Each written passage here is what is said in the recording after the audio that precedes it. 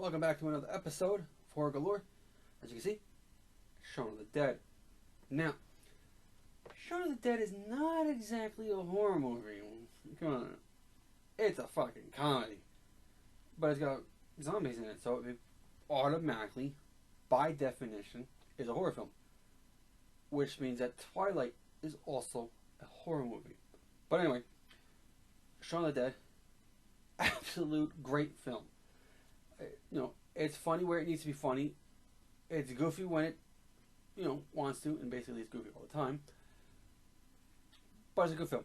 And I believe this is the second one in whatever the hell the name of the trilogy is. There's some trilogy that Simon Pegg came up with where Hot Fuzz is number 1, Shaun of the Dead is 2, and that At World's End is the third film, which of that trilogy. I watched Shaun of the Dead first, then I saw At World's End in the theater, and then I wound up watching Hot Fuzz. So I didn't watch it even in the order, which is fine, because none of the movies are really connected. As it says, a smash hit. Nice play on words, because he's holding a cricket bat, which I'm assuming that many people in the U.S. have never heard of a cricket bat before. I'm pretty sure that most people have heard of this film. Stanley Kubrick, The Shining. He didn't write it. Kubrick didn't intend to write any. I don't think Kubrick wrote any of his movies. I think at least the majority of his movies were written by somebody else, and then he would adapt it. So Stephen King did not like The Shining at all, and one of the main problems is that The Shining, the book, doesn't have a specific murder in it.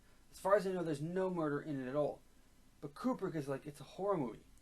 Someone has to die. So he did a little reworking and had a death in it. But he also did leave a completely open-ended end to it. There's a thing called an echo. It's, of course, it's the thing where you say something, you can hear it, the sound waves move away, and then they bounce off a wall and come back. That's echo, right? In the spiritual sense, an echo is a ghost or an apparitional thing, that is repeating the same thing. They're stuck in a loop, and that there's basically that Jack is one of those, is an echo who comes back and keeps killing his wife every time. Which I don't know if a lot of people would get that. They would have heard of an echo in a spiritual sense before. But anyway, you know what's something that people don't quote? This movie. People just don't quote it. You know why? Because it's a throwaway horror movie. Shocker isn't even that really good. Especially when you realize that Wes Craven's involved. This winds up being more of a drama, like science. It's weird. The guy on this cover here, he is a murderer who gets electrocuted, but because of some magic thing, he isn't dead, he's in the electricity. And he can travel around like that. Basically, it's Nightmare on Elm Street with technology. But it's still in the 80s, so it's not like he's hopping into your iPhone or, your laptop or your computer. He's going through the TV, and the guy's sitting there watching a Western, and he shows up in it. If it's a rainy day and you got nothing to do, then you watch it. If you got nothing better to watch. Or you just could play Silent Hill Downpour. Especially if it's raining. Because it rains in the entire goddamn game. It's another puzzle thing.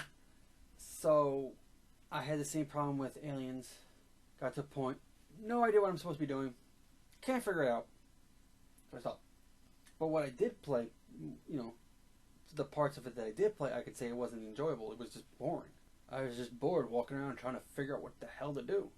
Hey, in Halo, you can run around all you want.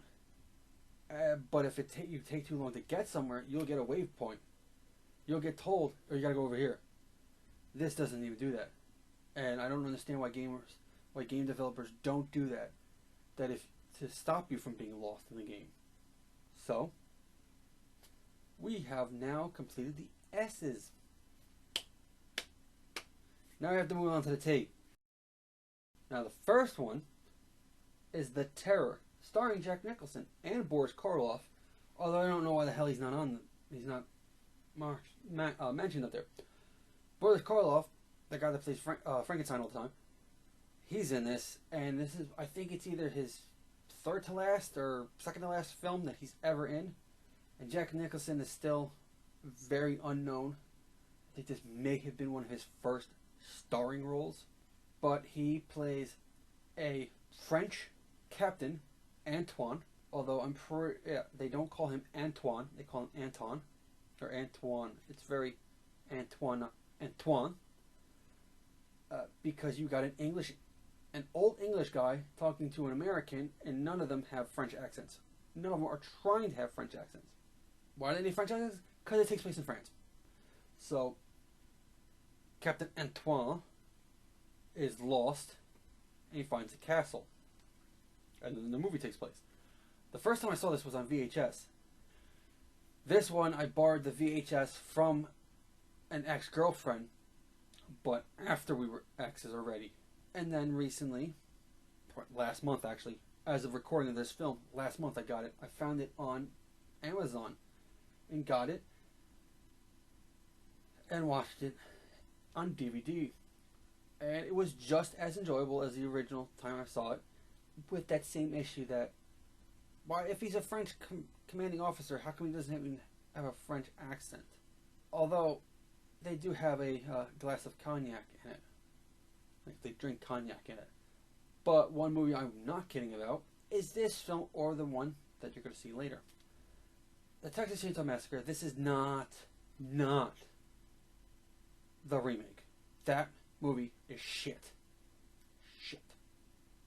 This is the original. This is the one that's gored, where things are actually scary in it. And it's actually based off a serial killer. Loosely based off Ed Gein. Because Ed Gein, I'll lean for this one. Ed Gein murdered people, basically. I'm not sure what the technical term is for cutting someone's skin off, but he did that. And he would take the different parts of skin and sew it together. And he made a leather mask. Leatherface's mask of all the different pieces of skin. That's what Ed Gein did. He also did dress like a woman and dance in the moonlight, which at one scene you see, towards the end of it, you see Leatherface actually holding up the chainsaw and dancing in the middle of the road. Let's go on to the next, which is John Carpenter's The Thing, which is also a remake of The Thing from Outer Space, I think from like 1935 or something like that. This is the better of the things. And I say the things because they made a remake called The Thing. And then you find out, oh no, it's not a remake, it's a prequel. You're fucking idiots. Why would you name the prequel the same thing as the original film? Stupid asses. They should have called the prequel The Thing from Outer Space. And then this becomes The Thing so you people know what the hell they're talking, which one is which. There's two films that are almost identical with the exact same name. How can you tell me that's a remake? Oh, because they're Russians. No, that's called a reboot then. Because in this, it starts off with the Russians going to kill the dog. And then this whole movie takes place, right? But in that one, it ends with the Russians trying to kill the dog. So that's why, what makes it not a remake. That's what makes it a prequel. But again, why would you call the prequel the same thing as the non-prequel, or as now what would become the sequel? Stupidness. So anyway, this was very good. Even till today, even to today, this is really good.